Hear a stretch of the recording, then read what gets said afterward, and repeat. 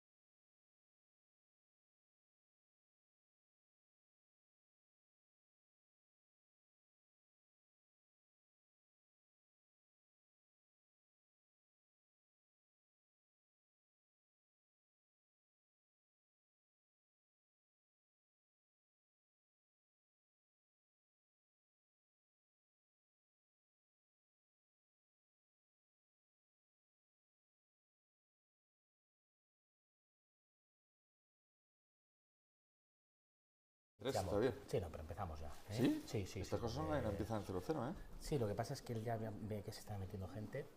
Ya, pero... Bueno, empezamos... Yo digo, o sea, que los online son... O sea, hay que ser puntual. Jode bastante... Sí. Simone,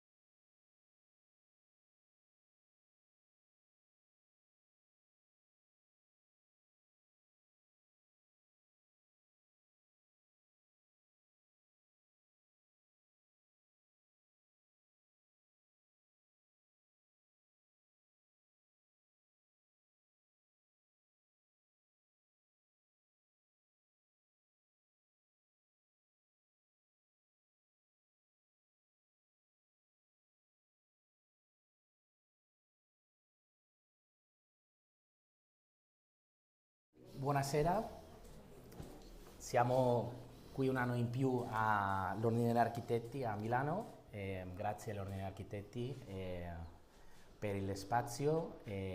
Oggi abbiamo un tavolo, inizio in italiano, però dopo continuiamo in inglese, però per cortesia lo facciamo in italiano la intro. Oggi abbiamo un tavolo molto interessante con i colleghi che vengono dalla Spagna e lavorano molto di una forma collaborativa con Finsa. Oggi vedrete che sono i profili molto diversi e di un background similare però con un approccio diverso, no? Oggi la idea diventerà cercare di approfondire in come si possono fare i progetti di architettura ed interior per spazi come un coworking o un co-living, utilizzando la tecnologia digitale e i dati, no? Soprattutto misurando i dati, vedendo la qualità dei dati durante tutto il processo progettuale dall'inizio della prima idea fino al mantenimento dell'attivo immobiliario e vedendo come i dati evoluzionano in quelle fasi e come tornano i dati diciamo, al progetto e si valutano. Presentarò prima a Juan Lago. Now we will pass I will change to English. Juan, he was born in 1977 in Madrid. He's father of Juan Luis and he's married to Elvira. She's the partner of the studio and the co-founder of Lavi Group. He graduated in architecture in 2003 in Madrid, in the School of Architecture in Madrid. He later obtained his doctorate in architecture degree through his thesis of business models in architecture firms. You will see that Lavit is a singular studio of architecture and digital architecture, and you will see why it's a different approach. During his doctoral years, he complemented his architectural knowledge with an MBA in Harvard Business School, allowing him to balance his professional life with teaching. As a chief data officer in Labit Group, an international architecture and urban planning firm with offices in Madrid, London, Barcelona, Paris, which distinguishes itself as a data-driven practice, and we will talk about it today. He has participated in major international teams in Saudi Arabia over the past few years, developing projects where both architecture, engineering, and based on circularity and big data. During his teaching life, he has lectured at prestigious institutions such as IE Business School in Spain, the Royal College of Arts, United Kingdom, and Columbia University, among others. Besides that, we were with him last year in Pratt Institute, with Juanma also, in his master course, executive course maybe, no? Better than... Master course. He divides his time between Madrid and New York, where he was teaching also in Pratt. Dr. Lago Novas is deeply committed to activities aimed at seeking and ensuring the well-being and safety of minors in conflict zones. This led him to participate as an independent volunteer in Ukraine in March 2022, where he played a pivotal role in continuing the education of refugee children and more recently in rescue and damage assessment efforts during the earthquakes in Turkey in February 2023. Thanks for being here, Juan. It's a big pleasure, like always. And thank you. We'll continue with Roberto. Roberto is CEO of Modelical, a consultancy specializing in digitalization of the construction sector, an associate professor and lecturer at IE School of Architecture and Design, where he runs Buildtech. Some of us, we were trained by Roberto in digitalization of construction 2 years ago or 3 years ago.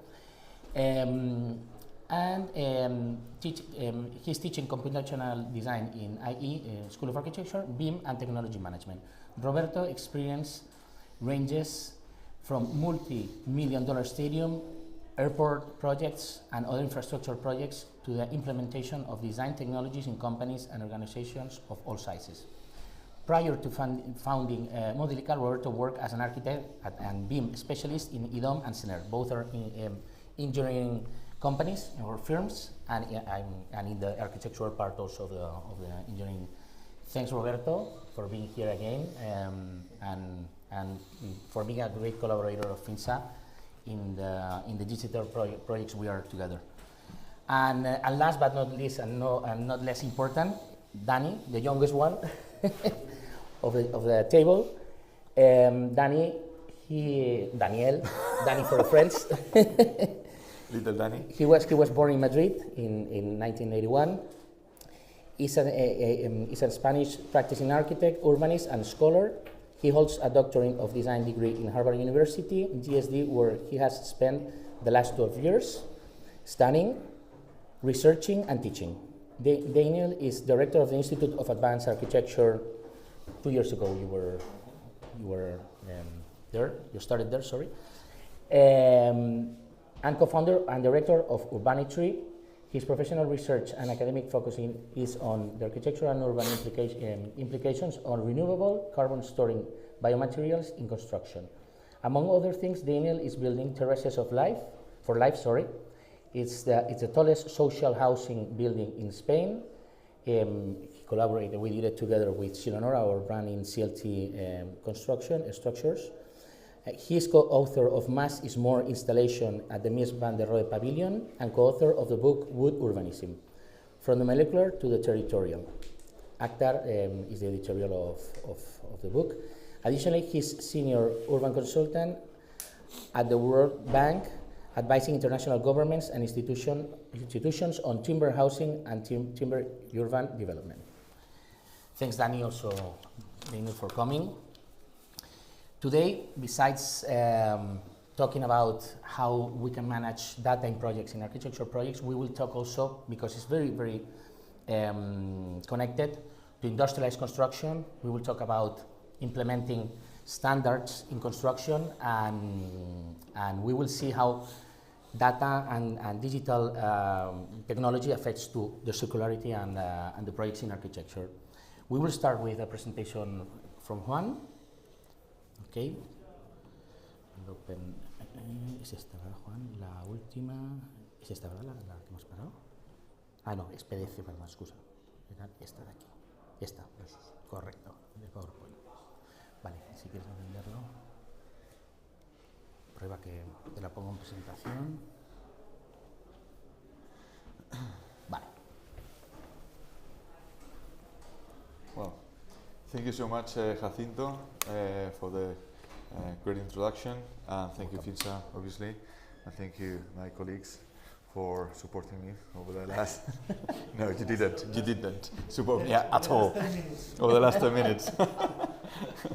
Well, as Jacinto was explaining, today I would like to share with you our experience in what are data-driven projects for us, using the WeWork case study as an example on what we did and what we learned about using,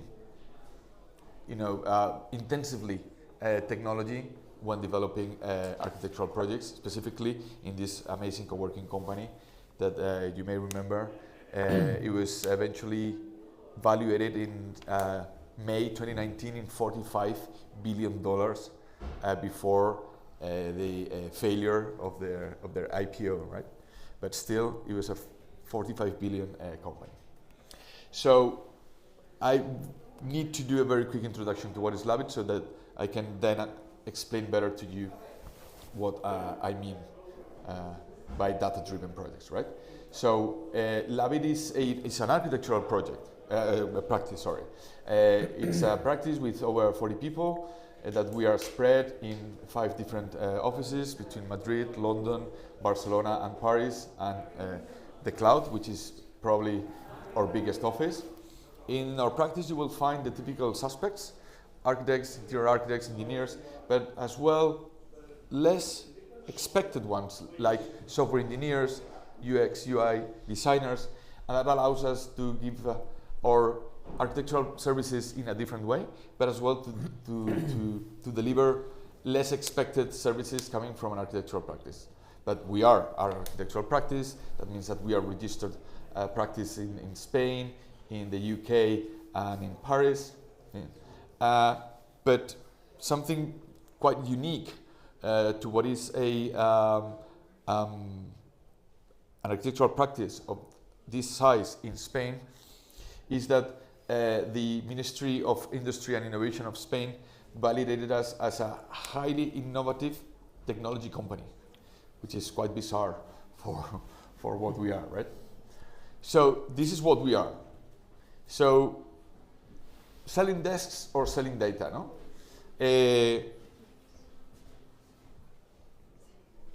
So our portfolio is quite extent. We've done all sort of projects, master planning, offices, housing, residential, I mean, all kind of. But as said, I would like to focus today in WeWork. We are now in 2024, which is the AC. C is no longer Christ, C is COVID. So it's year 4 after COVID. We did over 500,000 of square meters of workplace with them, which basically represents most of their European expansion from the US. We did over 50 projects, 10 different cities in 6 different countries, including Milan. And what you could see physically in those places were maybe a bit of sensors that, based on IoT, that could, give us data on how to improve. But this is what we got the first time we started working with them. It's blurred, okay, because it's under NDA signed, but it was basically a PDF with, I normally use a swear word, but this is being streamed. I'm not going to use a swear word, but it was a very faulty PDF. Faulty not because of the information it contained, which was good, but because it was actually a PDF. So from a PDF coming from New York, it was expected that we were able to design and build WeWorks all over Europe, which is, thank you, already bored? So what we did was, well, first is that we are not talking about just one single design standard. We are talking about a very diverse network of design standards that can change based on the different products that WeWork had. It was WeWork Classic, but it had WeWork HQ, different ones. But as well, it could change as well based on the region, based on the country, based on the city. So at the end, we had a lot of different design standards. As you can imagine, managing that with just a PDF was, a highly risk task with a high potential of dying and trying to be successful on all of them. So what we did was, let's digitalize all that PDF, let's convert it into a database, and in that moment that you have data instead of images and paper, right, you can start to manipulate them in a good way, right? So we started to be able to duplicate databases, customize them, so we could have a different database for each region or city, as I was explaining. The issue was, okay, we have now a really nice but very complex database that we have to manage, okay? So we needed to develop something to manage that.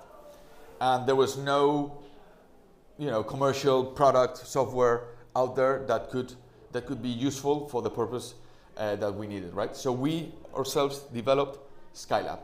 Skylab is the platform that allowed us to manage the different design standards of in that moment were of WeWork, right? So we could choose the different city or the different design standard that we had to use for every project, and automatically the architect or team will have access exclusively to the information that was referring to the project, allowing to minimize errors, at least those that had to do with being aligned with the design standard. So what you see on the right is not an image, it's actually a connection directly with the ACC. That moment it was BIM 360. In that moment, Forge didn't exist, remember, Roberto? So we had to kind of connect a different third-party API so we could visualize that information. On the left, it's not text, it's a text, ¿cómo se dice campo en inglés? Field, thank you. It's a text field that was reading directly from the database, okay? So the next stage was, okay, now that we have created an amazing database of each design standard and each project, because we use Revit, BIM is itself another database, what if we are able to design something that can actually compare both the databases and tell us how well we are in terms of complying with the design standards? And in a very Spanish way, hold my drink, let's say, we did it, and we created this dashboard that is telling you, based on the different ways of grouping the spaces in WeWork. In green you were okay, in red obviously you were not okay, and in yellow were the items that were originally in red, but after looking at it by the architect, were changed as an exception, okay? Mm-hmm. So that was the start of Skylab. It was, as said, it was a pain that we had, and this was the relief, this software, right? This software, we did a huge effort building Skylab just for, managing the design standards, and then we realized that it was actually capable of doing a lot more. So finally, it became our fifth office. This fifth office that I was telling you that was in the cloud. Now Skylab is a knowledge management platform, let's say. It's where we archive, develop, manipulate, share the knowledge, our knowledge and our clients' knowledge in a very handy and easy way. This screenshot that you are seeing is the dashboard, the welcome dashboard. For each of us, you can change it, but from here I can see what I'm going to do today, all the to-do lists, the different planners and so on. So we found ourselves after 4 years that we were able to see architecture in a very different way. It was, you may remember, maybe you are very young, but there are others that surely remember that moment in the film Matrix when Neo was not really believing about Matrix. No, there's a moment where he starts seeing the numbers, coming down in front of him. No? It was like click. That is something like what happened to us. No? Suddenly we realized that we no longer had the same approach to architecture in that moment as before doing that exercise with WeWork. We were no longer were able to understand architecture in terms of vectors, but we were only being able to understand architecture in terms of data. So that allowed us in the next big thing that we did. That was back in 2022 when we were involved in again a complex and confidential project that I shared with my colleague Roberto. We were both involved in different positions, but we found ourselves having to manage over 1,000 different models of data, which is, believe me, it's a big thing. Okay, 1,000 is a really big thing. So again, what we did was to understand, instead of seeing this as 1,000 projects, 3D models, we saw this as 1,000 databases. And in that moment, it was easy.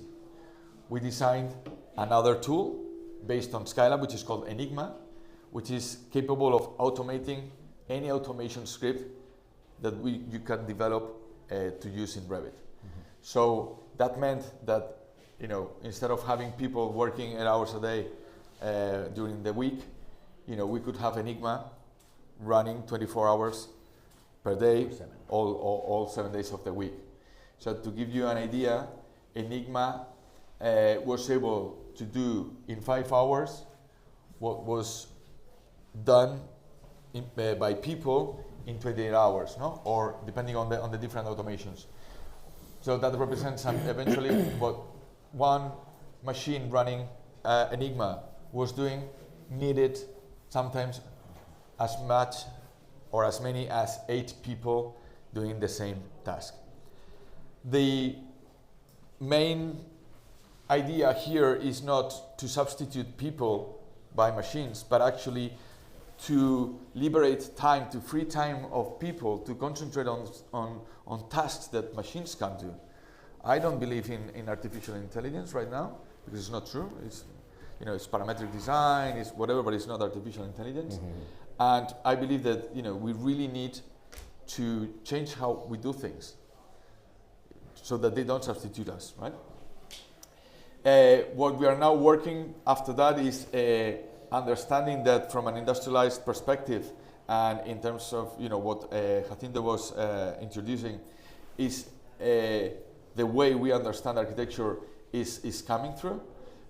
Industrialized, where each material has its own identity, and that allows us to simulate processes, understand that you can order to the factory under demand instead of having to stock the materials on site, do these different simulations, and moving from this to this, allowing to reduce the construction on site. We can still do all the facility management and improving, but just to finish, we must remember that all this idea that we started from New York and we extended it to Europe, at the end is an approach, it's an attitude that is really capable of being developed worldwide. So for us, this idea of circularity is not only about the materials, right? It's not only about sustainability. It is as well. But for us as architects, for the very first time, in collaboration with the manufacturers like Finsa and others that had the courage of really stepping forward and introducing digital technology into a sector that was traditionally very craftsman, right? We are able to still be attached to the project even after we have finished. So we learn how that building is performing, and for the very first time we can bend the beginning of the project with the end, bend it, and really create a circular process where we can learn and improve for the next one.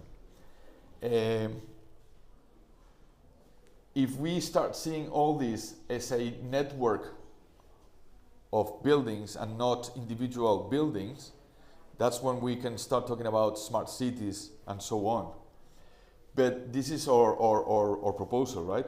Or value proposition, and that is to really understand architecture as an operative system. We have named it as Build OS, but it's really creating and developing a framework, an operative system that will set the standards so that manufacturers as Finsa or any other can plug into that operative system and allow to have a better and more circular world.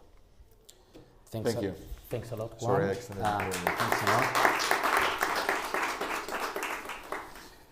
This was super interesting introduction about how one studio of architecture on, let's say, on a focus on technology or technology-oriented company like yours. As you can see in this table, today we have different profiles and different approaches. And next is going to have the discussion. In the discussion is going to be Daniel. He's going to talk about part in the project of a studio like Urbanitory, but he's going to introduce IAC, Institute of Architecture, Advanced Architecture of Catalonia, and he is going to introduce how they manage data in architecture, more in the academic way. And Roberto, also an architect, but he will explain how Modelical, as a consulting firm in technology, is approaching all this process. And I will continue then with Finsa and how we are approaching as a manufacturing company, as Juan was saying, how we are analyzing all I would say the whole chain of construction and how we are going to solve the pain points with digital, no? With digital and with data. No? So next is going to be Daniel. Sorry, or you can, yeah, perfect. And you have okay. And then after Roberto, we will start a small discussion and we will debate with some questions I have for you. Perfect. Thank you, Jacinto. Thank you, Finsa, for the invitation. It's a pleasure to be here. I generally am invited by Finsa to talk about timber, to talk about this project that we are developing together, the Terraces for Life, which is going to be the tallest mass timber building, social mass timber building in Spain, that we are about to be finished. But today I basically come to speak with my other role, the other 75% of my time, because it's not 50-50, it's like 75 and 75, which is my role as director of the Institute for Advanced Architecture of Catalonia. IAC basically is a very unique, interesting center that we mostly do three things. We do research, we do education and development, and we try to disseminate or promote everything we do through all the different kind of means and mediums. We are IAC, let's say, a relatively young institution, even though we are going to turn in a couple of years 25 years of history. And since day one, IAC has been very much invested into innovation, trying to understand what is coming next, rather than just working on things that are trendy and has been trendy over the years, but rather that just have a very proactive kind of like mind and forecast what what those big changes are gonna come. And we have, I would say, among the many different things I could say, two kind of like approaches to do that. One is this idea of learning by doing. So at IAG it's very typical to find people doing stuff rather than sitting like Juan in a computer, picking data and writing lines of code. What we do is we do that, but simultaneously we manufacture, we fabricate, we prototype, we experiment. So for us, this idea of learning by doing, not just by coding, it's very, very important. And simultaneously, we like to be very multi-scalar and multidisciplinary in the sense that at IAG it's very typical to find architects. We are a lot of architects there, but also environmental engineers, makers, interior designers, biologists, ecologists. There are like many different disciplines kind of converging together. We try to do this also throughout kind of many different scales, sometimes at the kind of furniture scale, some other times at the kind of like urban plans or large city models. So very quickly today, just to introduce some of the things that we do and how data also plays an important role at IAG, I want to focus on a specific part, which is what I call like research and development, and I'd show three kind of like categories or three groups of work that we are doing that I hopefully helps to explain how for us is also a very important vector, a very important driver of the type of work we do. So the first of those three is architecture and digital fabrication. And basically this category I think is very obvious to kind of like understand. It's like instead of let's say designing as we used to do, I don't know, 50 years ago, where you try to understand a local context and try to get some specific data to try to come up with a design that responds to those kind of questions. At IAG, what we have been trying to do is using larger pools of data, sometimes coming from structural kind of like needs, or in this particular case, how to optimize and structure based on the loads that it has in kind of like in the different moments, how that can turn and be generative of, in this case, of design form. So this example is a bridge that we did in collaboration with Acciona, which is a big kind of like energy infrastructure kind of like company, where basically they wanted to do a small bridge in their kind of headquarters, kind of like in Madrid, where we try to use all these different kind of like structural kind of inputs at the intersection with the material performance, in this case of a 3D printed kind of like concrete, where basically we're trying to optimize, and all the form that you see there is basically the result of those types of optimization.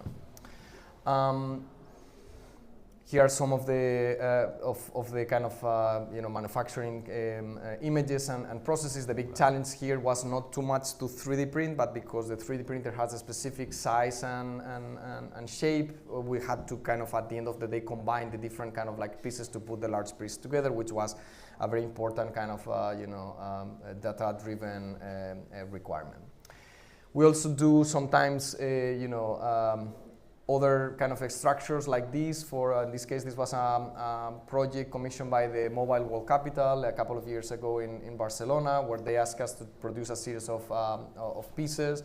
In this case, we use parametric design to try to create this kind of ramified, branching out kind of like a structure, like a dendrogram. Where in this particular case, the way we use data is, in this case, it was a series of exit doors from the pavilion, the circulation of people, some loads that needed to be placed in particular areas, a 3-meter kind of corridor that we could not block. So we thought that it was kind of like interesting to compute all that into a kind of 3D kind of model and see what the result could be. And then in this case, the data was very, very instrumental in order to help us move from a geometry that is a very abstract let's say shape in a computer, to make it real, to be able to fabricate with all the different pieces, all the connections into this kind of large three-dimensional puzzle.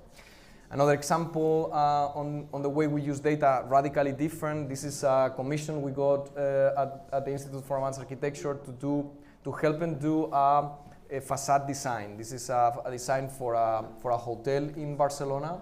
And they had already these ceramic pieces that you are seeing on the right, and they wanted to embed the ¿cómo se dice partitura? Partitura. No, partition, no, it will be... How you say the music script, you know? Score. Thank you. They wanted to kind of embed or inscribe a music score from a very famous local musician in a way into the facade. No? So using in this case a robotic arm that we created a specific tool.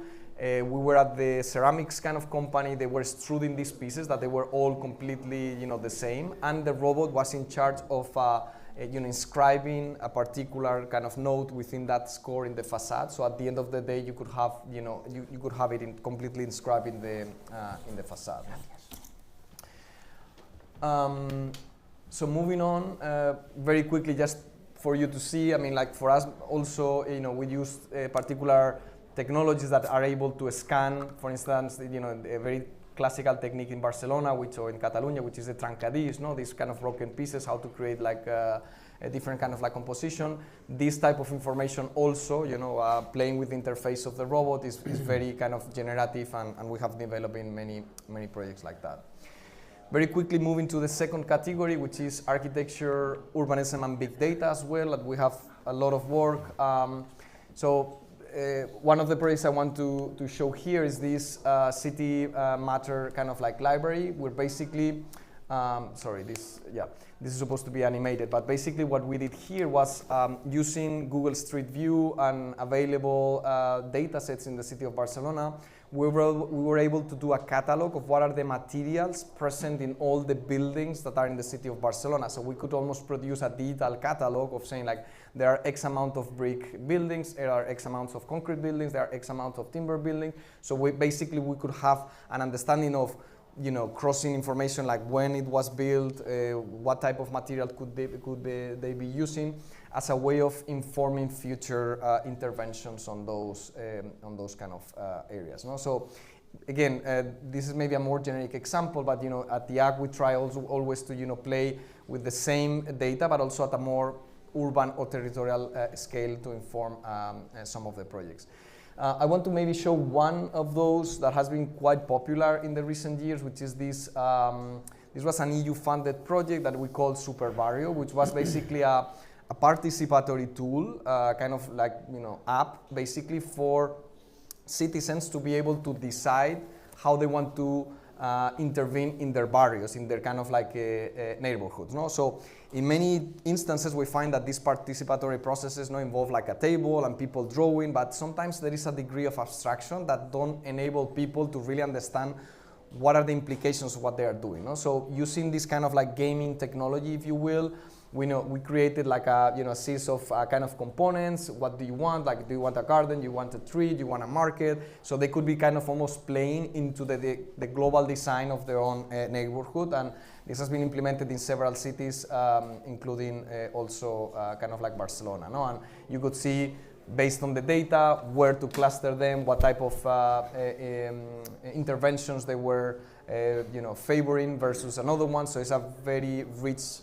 tool to kind of like get information in order to design, in this case at an urban scale. No? So anyways, here are some of the images of that kind of like catalog and the visualization. It's funny that when we use the non-photograph 3D, people don't understand what they are doing. When you put this type of visualization, people then understand and recognize and it's able to kind of like intervene, which is kind of funny. And maybe the last one on this kind of like urbanism and big data is that we also are doing a lot of projects now at TIAG where we try to hack robots, like small drones or small robots like this one, to try to do also scanning of old buildings before being refurbished for thermal audits or for understanding how old they are and what type of interventions we can do. No? So that for us is almost like the scouting, almost the preliminary layer of information that you get even before kind of like intervening.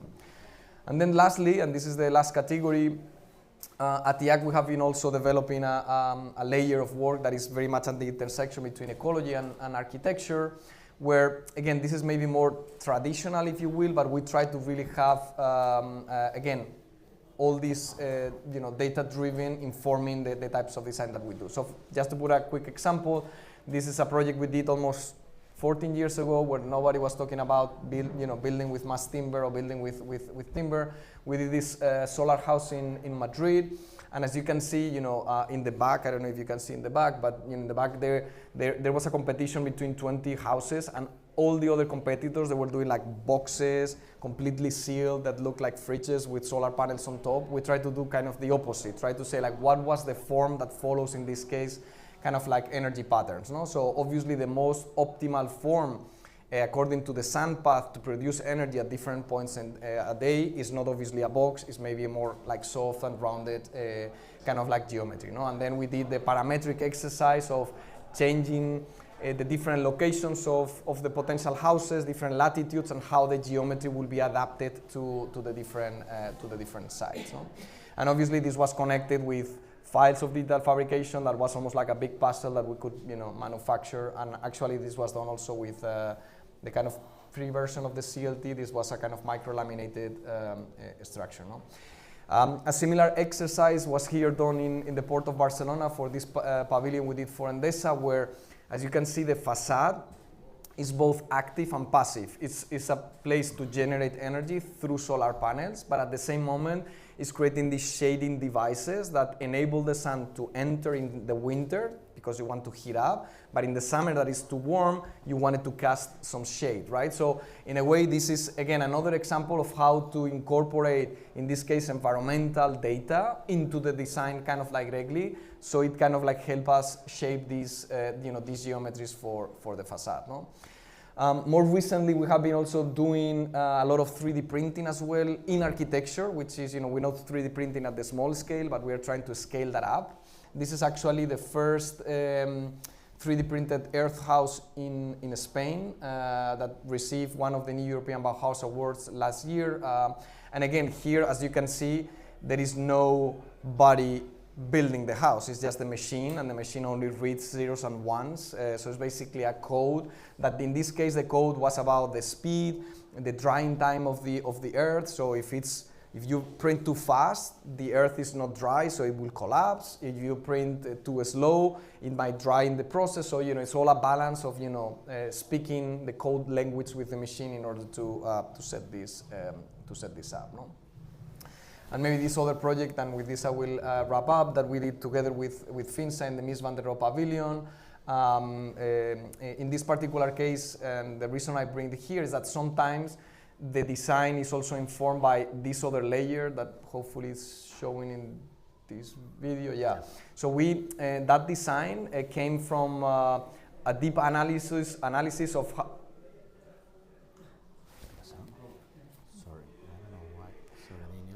No worries.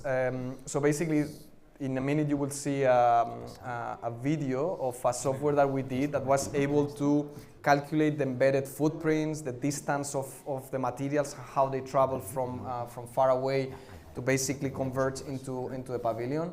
And we did it in a way that was very visual and easy to understand for people, right? One of the big problems is that when we talk about CO2 emissions and carbon emissions, nobody really knows what they're doing. So we try to play with this kind of like pop culture that we say like, okay, what is a carbon emission? Let's assume that a carbon emission, like 35 kilos of a carbon emission, is like somebody doing one of these hang snatches, right?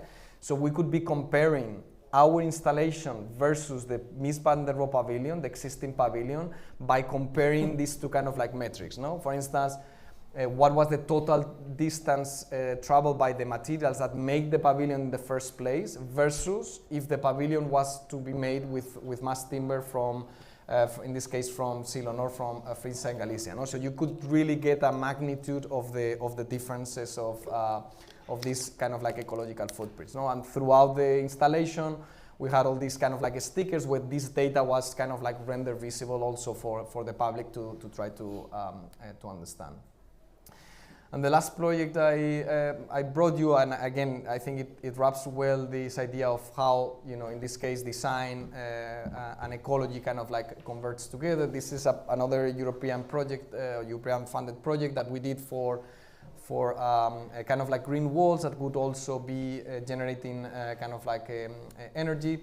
Then in this case, we use also this kind of thermal gradients and thermal kind of like data to position different species and adapt the kind of like design to the conditions that we're gonna find when we finally kind of like implement it. No? So Maybe just to wrap up, again, Juan is doing very important thing, but very boring because it's all, you know, big Excel sheets and tables and data. We use their data to do the fun part, but we need both. So I would say that's a little bit on what we do. Jokes aside, obviously at IAC we have this you know, educational kind of access and vector that for us is very important to kind of like ensure that we train the next generation of the people that are going to be using this data to kind of like fabricate things. So hopefully these you know, 3 categories of some of the work that we have been doing is helpful in this conversation. Thank you. Then I hire. Then we hire Daniel's students, and we have to re-educate them to make sure they do valuable things and not just, you know, videos and things like that. Thanks a lot, Daniel. It just lasts 4 days. 2 important topics Daniel introduced. First one, how we can innovate with using data. Second one, and I think as important as the first one, is how we measure things in construction, how we trace the whole value chain in construction from the raw material to the finished industrialized component, and how we measure the life of the industrialized component using data. No? So 2 important topics that he introduced. Sorry, because I don't know what's going on with the computer. It's a bit blocked. A ver, un momento, no sé qué ha pasado, tío. Está anulado. I think I'll give you 2 pieces of data. No, you gave Juan 10 minutes, he took 15. You have 15. You gave Danny 10 minutes, he took 17 minutes. No. So Yes, but I don't know. When is coming next? Always, You have 0 minutes. always, You- no, no, you always will like have- that with architects. No, it's like. Y Juan, no? ¿qué hago? ¿Qué pasa? We can either ¿Qué expect pasa? the pattern and expect 25 minutes. 25 90 minutes. or 25 minutes. No, you will have you your. have 3. No, I'll be. You I'll will be have brief. your I'll 15 be brief. minutes. Sorry. It's okay, Yeah. it's Sí, done. sí, ha parado, tío, ¿qué le pasa a este ordenador? Esto no es Mac. No slides for me. No? Microsoft. I only have 5 slides, but no slides for me. Joder, madre mía, tío. Your video just froze it. Dale ahí y cerrar sesión, ¿no? Ahí lo tienes, cerrar sesión. Se ha quedado congelado, ¿no? Ahora, vale, ahora cierra aquí. ¿Qué me ha pasado? It's all Daniel's fault. Ya. It's a virus. No. Daniel. Yeah. Boring one. Finalizar tareas, no. Ahí. No, tranquilo. Y abrimos la. Es en PDF el de. Perfecto. Roberto aquí. Joder, no entiendo, tío, tampoco. No entiendo que está ordenador, tío, hoy. Control L, porfa. Sí, dale ahí. al- Control L. Sí, Voy. ya está, ya lo tienes y ahora, bueno, modo pantalla completa si quieres. Yes, señor.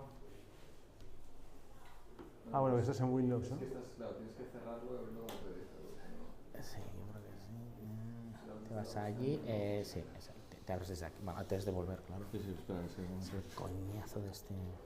Ahí lo tienes, Abrir con. Ahí.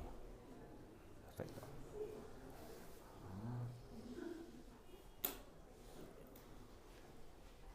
Sí, Gracias. sí, tienes que. ¿Qué coñazo esto?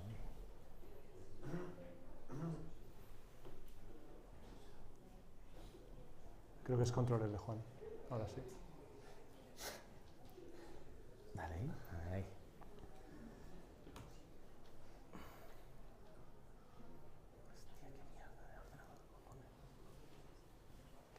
Okay. Ahora. Please have a Thanks look a at lot. this.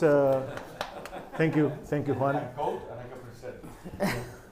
Please have a look at this image. It's super important. It's just a dull image that I put so I can gather your attention while I start. Nothing to see here. I'm Roberto. I'm an architect by training. I've been running my own company for 12 years. It's called Modelical. We provide consulting services for boring and exciting companies, building boring and exciting projects all over the world. We help companies use data for making better decisions. That has helped us transcend the world of architecture. We're working with retailers, utilities, power companies, oil and gas, things that are very, very boring, way outside or removed from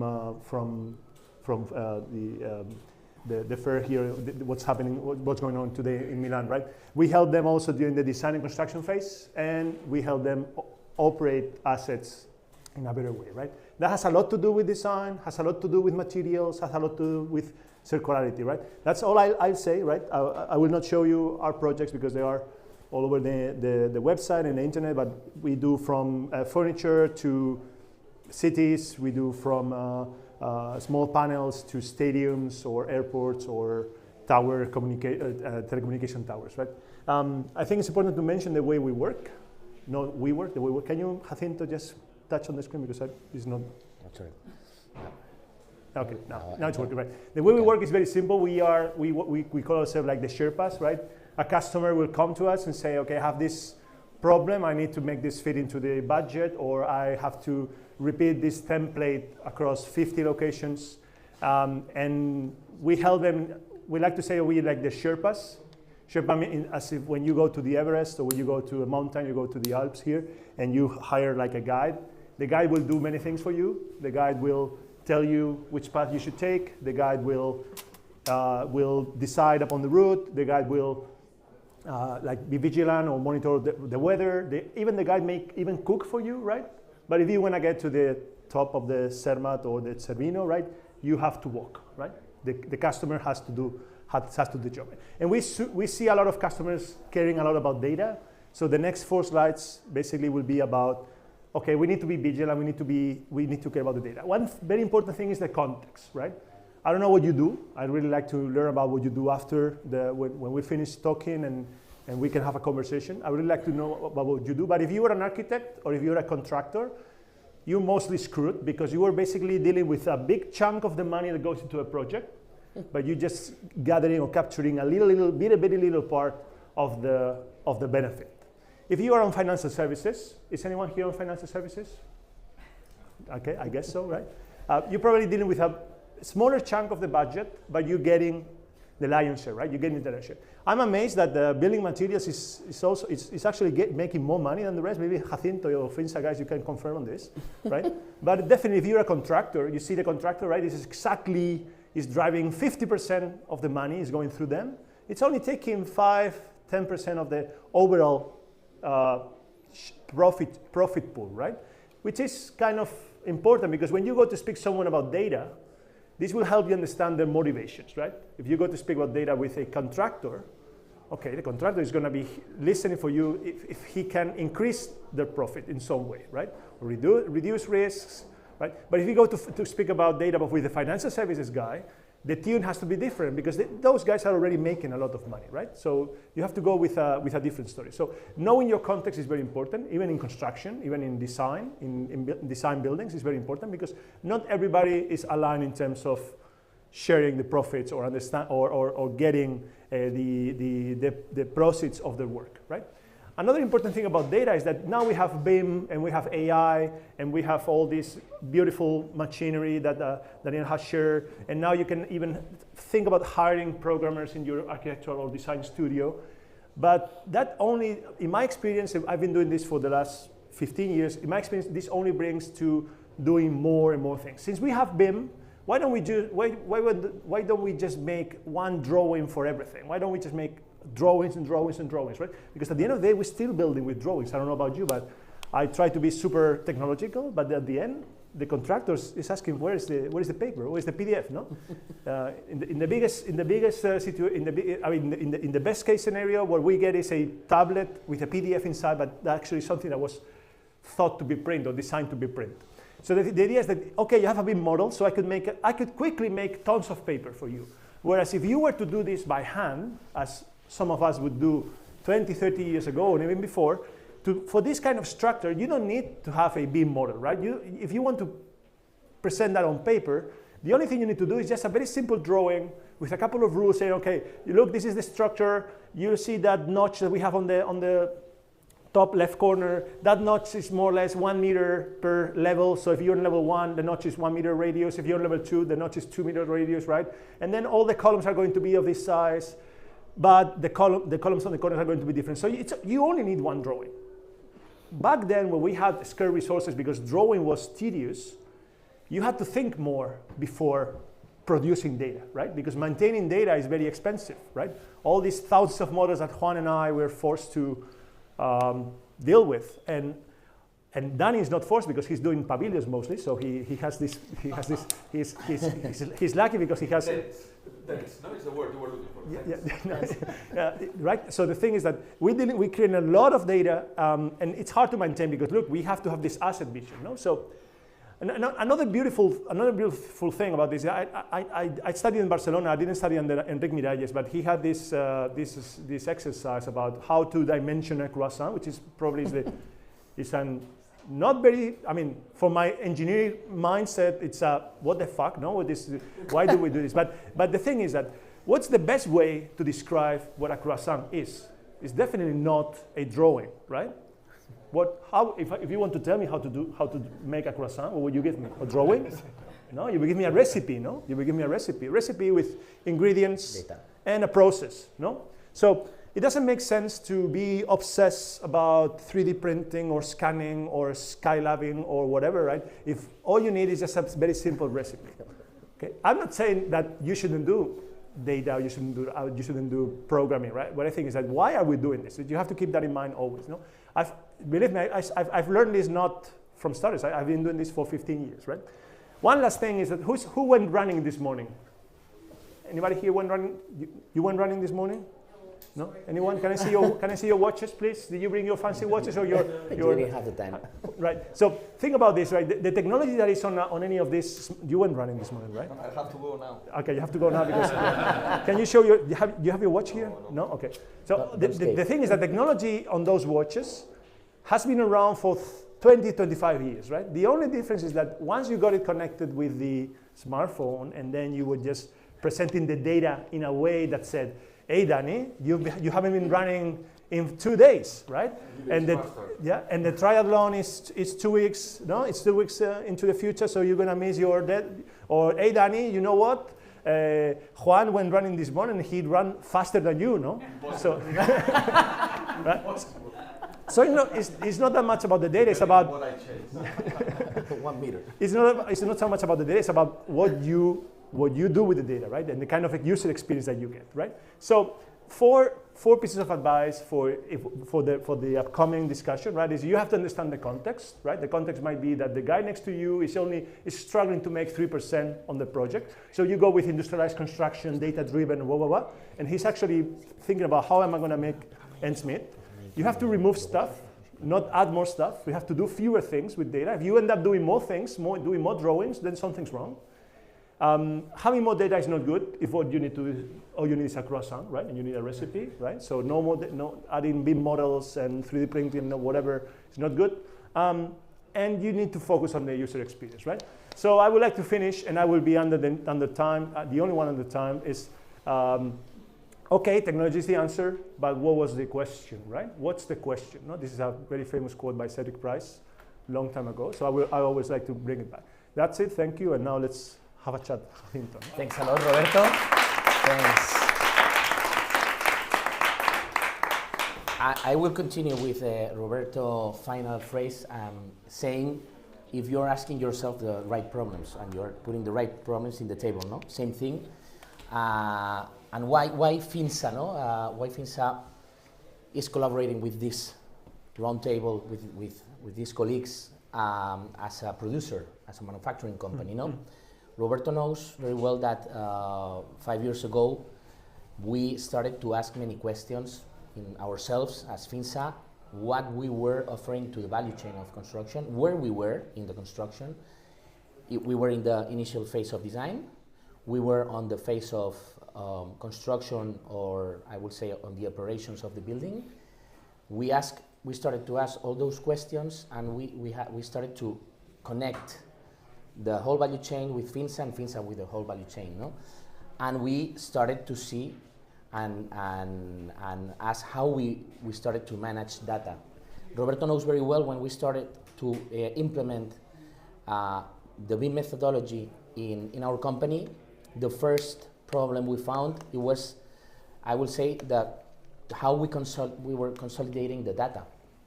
And the data, still in big companies like Finsa, is very separated and not connected. Exactly. And imagine if besides the data we manage inside, now we have to manage the data from outside and all the interactions we're going to do in the future. No? Second problem was we are going to do like a big change from producing, I will say, materials to industrialized components.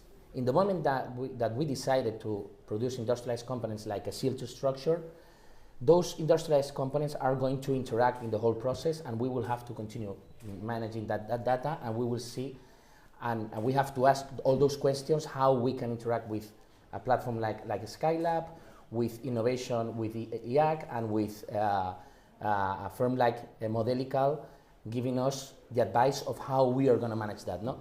So I will say that my first question to all of you, it will be, and it's a transversal question, I will say, when is more crucial to have all that data? In the design phase, I would say in the cycle of maintenance of the building, where many things will happen afterwards, which is the longest period of the life of the building. And which data do you think it's more important, no? Sorry. Do you mind? No. To recover no problem. one slide. Yeah. Extra time. We have time, don't worry. The time we have, it depends on the audience, so... Do you want to start? Sí, este es el tuyo, dices, ¿no? Sí.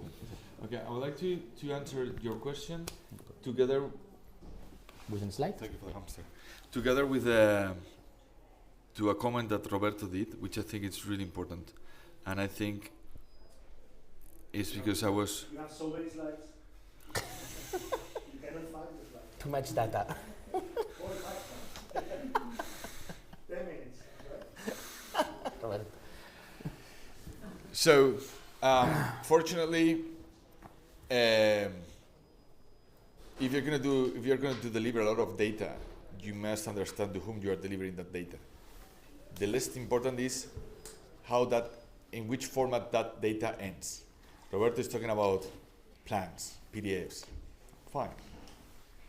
But the data can also be the file, the CBS file that the CNC machine from Chilonor needs to cut the CNC panels. So for me, it's not a matter of PDFs or plans or the guy with a pencil behind the ear, building the building, but actually it's an evolution of a database. As answering to Jacinto's question, no? If you see here in this slide, this is one part of Skylab tracking the evolution precisely of a component of the kit of parts of an industrialized project. So from the design, you can see here down, no? Design, order, manufacture, etc., etc. So, connecting it as well with a really interesting graphic that Roberto was showing about the profit and investment, which is in completely inverted, right? At the end, the capex and time, building a building, it's really peanuts compared to the time and investment in the OPEX that you are going to really do.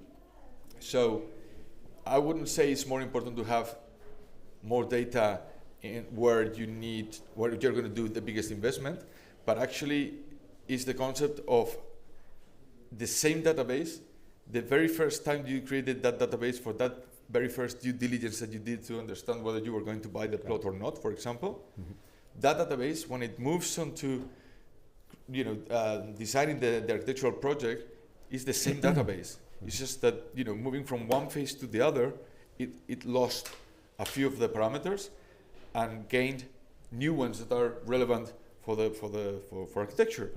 When moving to construction, those parameters have included those that Chilonor, for instance, or any others, let's say CLT manufacturer, needs to load it directly to the CNC machine.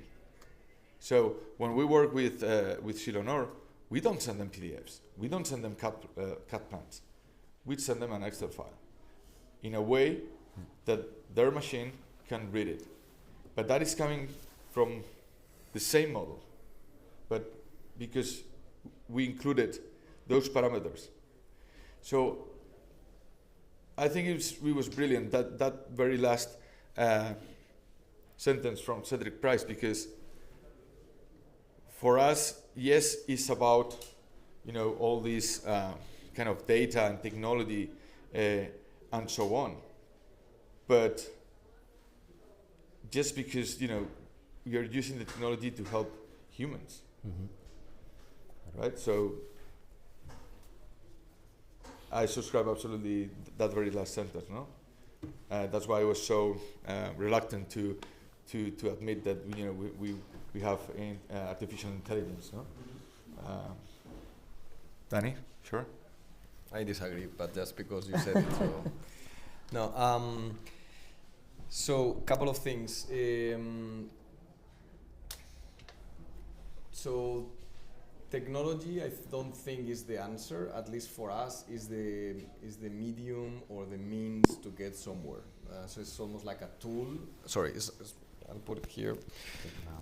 So it's almost like the tool to get somewhere. At IAC, at least, or at from the studio as well, we have a series of strategic discussions every year, saying like, okay, where should we go? No, like Roberto was talking about the Sherpa. The Sherpa is guiding you towards the peak. We also spend a lot of time saying like, okay, what is kind of like relevant for the design disciplines, for the construction and building sector? What are those kind of like paths? So first thing to clarify is that for me also technology is never the answer. Technology is just simply a tool that could help you to potentially get there. We can talk about those topics, but I don't think it's relevant to the question. To your question, Jacinto, is when is more important that data? What I have to say is that at maybe being more the designer or the one that is on the earlier phases of a design kind of like process, including construction and maintenance and everything else, for us is crucial the initial data that we work with, right? For instance, the fact that I'm doing a lot of mass timber buildings is not because I like timber, that I like it, but it's not the primary reason. For me, the primary reason is the moment I understood that the embedded emissions associated with the selection of materials that go into a building it has much impact than potentially the operational energy associated with the use of the building. So for me, that realization and putting numbers and data to that realization is what is informing all the projects I do. Because if I truly want to do an ecological building, it's not about adding solar panels and improving the efficiency. It's about carefully understanding all the things that emit, all the things that contribute negatively to the environment, and try to assess them and try to take decisions. So for me, it really starts almost like the very beginning of the process to inform. Having said that, I think data is relevant in all the phases, and the beauty would be that that data could be carried out in each of the different phases kind of like sequentially, right? Because it's true that maybe some of the data that we have in use is to generate the building, then it gets lost when it's in the building phase and gets completely lost when it's on the maintenance side or in the kind of future lives of that building, no? So I would probably insist kind of like in there. It's like very important in all stages from the very, very beginning. But ideally, and again, these guys probably are the experts on, on that topic, is how those pieces of data, those data sets are structured in a way that one can always trace not only the materials, not only the embedded carbon, not only all these other things, but also the data that goes into building, into the components, into the geometry of a project. Yeah. So one question, Danny, and you know that together with you we have discussed with the developers, private developers, I will say, on how we measure the embodied carbon in buildings, and which tools developers can have to defend the use of mass timber in a building compared to iron, to steel, or to concrete.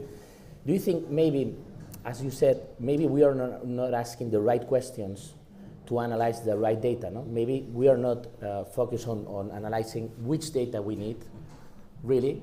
Then afterwards we will have the right data and we will use the data in a proper way, no? So absolutely. okay. I mean, again, I think the ultimate question is like, what we really want to contribute for, what is the impact that we really want to have. Like Juan said, ultimately we want to improve the life of humans. I would add the humans, but within the environment we live in, because if the environment we live in is like completely destroyed, then the humans, would be kind of like affected. No? So for me, it's crucial to put that question, and I think it's very clear that we need to find ways of building in a very regenerative way, that the impact of buildings are, at the very least neutral, ideally kind of like positive, and until now we have been not doing a very good job on those kind of like aspects. And then obviously when we have that right agenda clear is when data comes, and we kind of like validate every decision that we do with data, because it's also very easy for me to say like, oh, I'm doing a very decarbonizing building. Wait.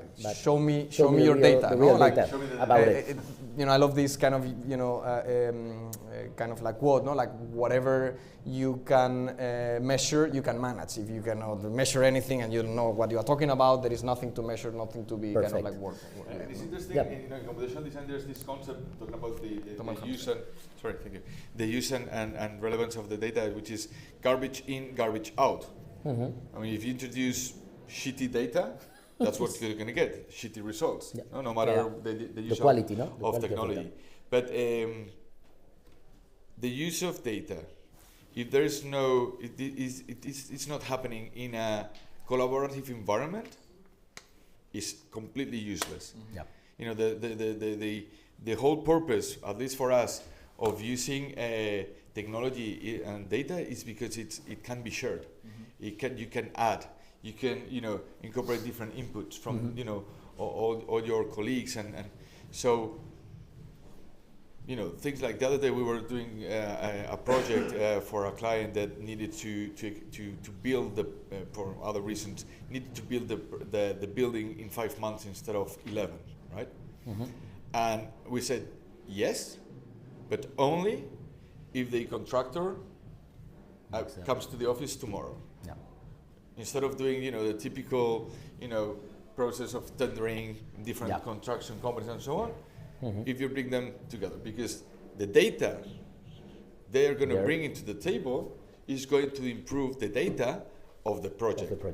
And if that contractor as well, instead of coming just the contractor, comes with the manufacturers in a really, truly collaborative project, then you have all the data in the moment you need it. No? So rather than when is the data more important, is the other way around, is when can you access the important data? Perfect. At which moment? No? Great. Sorry, Roberto. I would like to hear Roberto and on the same question. And so briefly, I'd say that the data should be added to the project as late as possible. No earlier than that. In my opinion, what you need to focus on is having a system that allows you to learn. So if you understand that for a new environment, for a new venture, you should be bringing the data earlier on, you can do that. But managing data, since it's lightweight or it's weightless, seems to be easy. But truth is that if you want to manage it properly in a real project, in a complex project, managing data it's actually complex, it's costly. So in my opinion, maybe I'm a bit biased, is you should try to have that added to the project as late as possible, and always understanding that it brings value. No, so the moment you understand it brings value, just add it to the project, but no earlier than that. Perfect. And to continue do you truly believe this? Or are you trying to be creating controversial? Because come on, data. no, come on. I mean, you do need the data.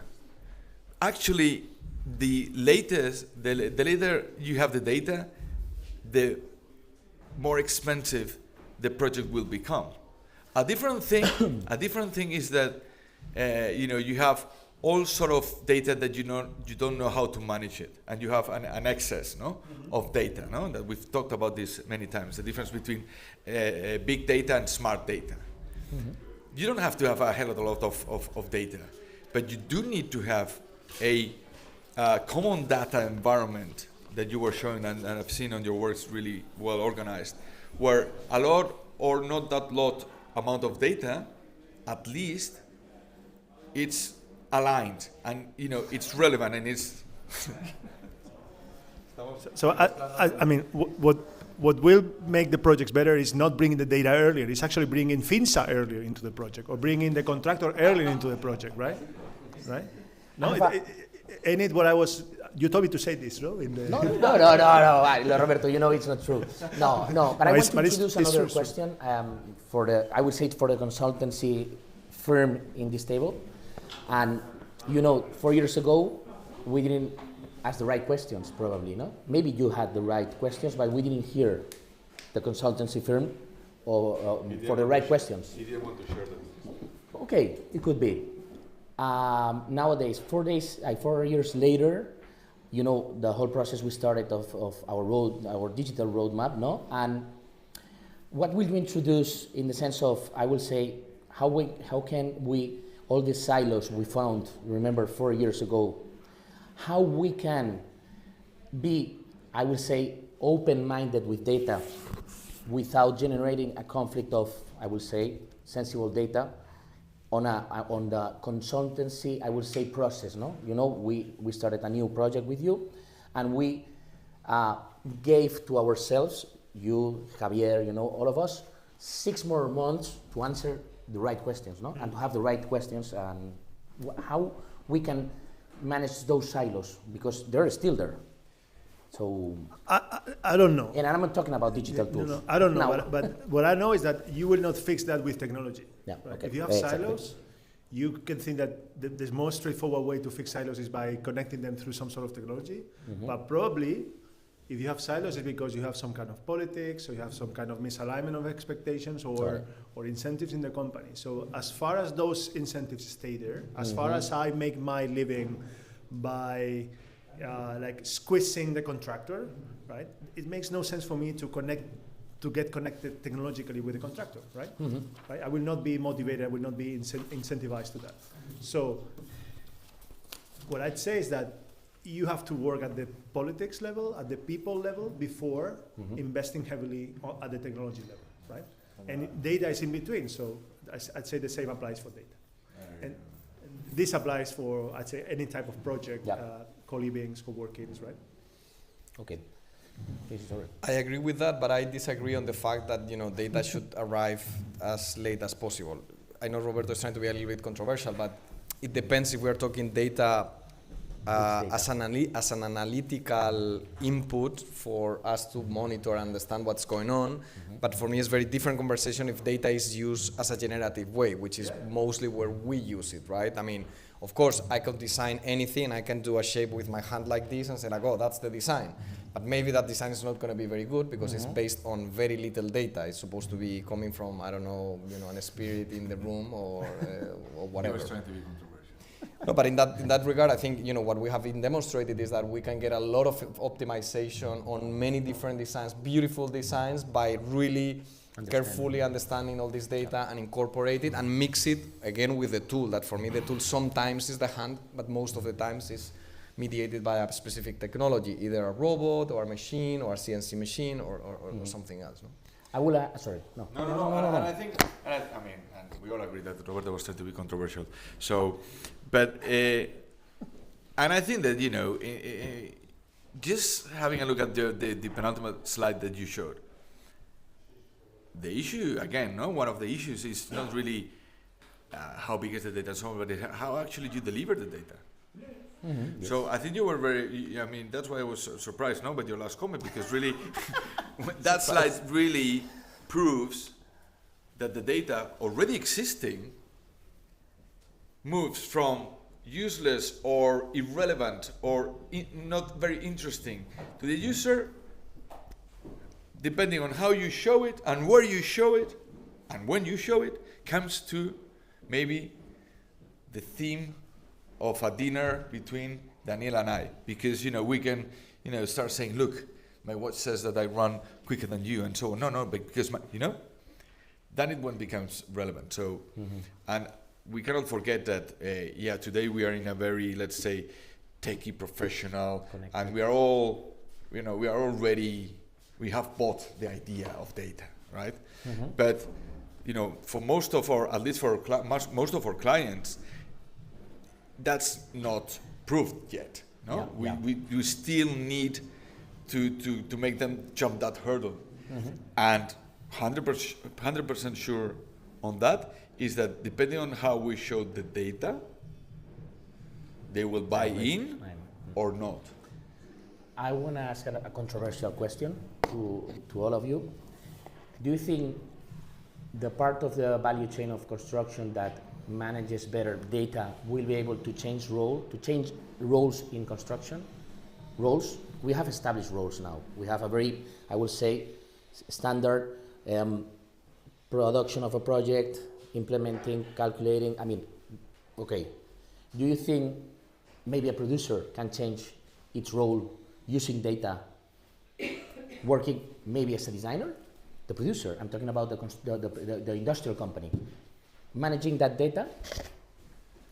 It's a controversial question, but I don't think it's so controversial. No, I mean, no. Definitely, if you can make better informed decisions, if you can show the reasons behind those decisions, and you can guide your company or your venture through uncertainty better, it's not about changing the industries, but probably everybody else will die and you will just remain, right? In a long enough time, that will happen. I'd say that if you use that data to be closer to the customer, yes, then yes. But if you stay removed from the customer and you have three stops between you and the customer, you're going to have a hard time. I think you'll still have a hard time. So if you can just use the data to consolidate those pieces in the chain and be closer to the decision makers and to the use cases, I think then yes, right? But I don't think they are ready, because that also involves a big change in fabricators, in manufacturers. I was putting the example of fabricators, but we can put the example of designer, architects. I mean, I was talking about roles. I want to continue being controversial. And do you think that using data, in a sense, in a matter of sensibility and managing that data, will change the establishment of construction? Because we have an establishment in construction, and we have talked about that a lot. And this establishment, it will be strong enough to don't change or evolve using the right data. I mean, because there's an establishment, and we know it in construction. So, and you know, Daniel. No, quickly. I mean, the first thing is that the construction sector has a lot of inertia. So it's trying to stop like a train at 300 kilometers. It takes time. So I think we are already in that process, but it's not going to happen in 1 year. It's going to take some time. So inertia, I think, is extremely important.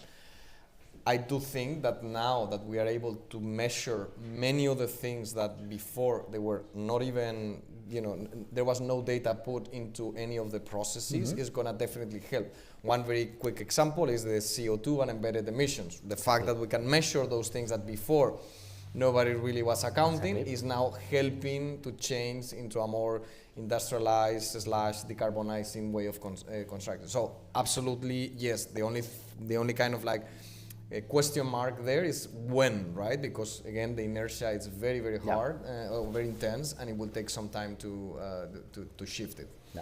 Okay. I think it's as well a matter of will, because we've been building as many thousand years as harvesting, humans. Yes, yes. And someone would say, and we talked about this the other day, Dani. Someone would say that agriculture is as initially craftsmanship as architecture, right? Exactly. But if you have a look at the architectural sector, the huge step forward it has done in terms of technology or the digitalization of very, very craftsman process, should make us think, why cannot we do the same change? Yep. Right?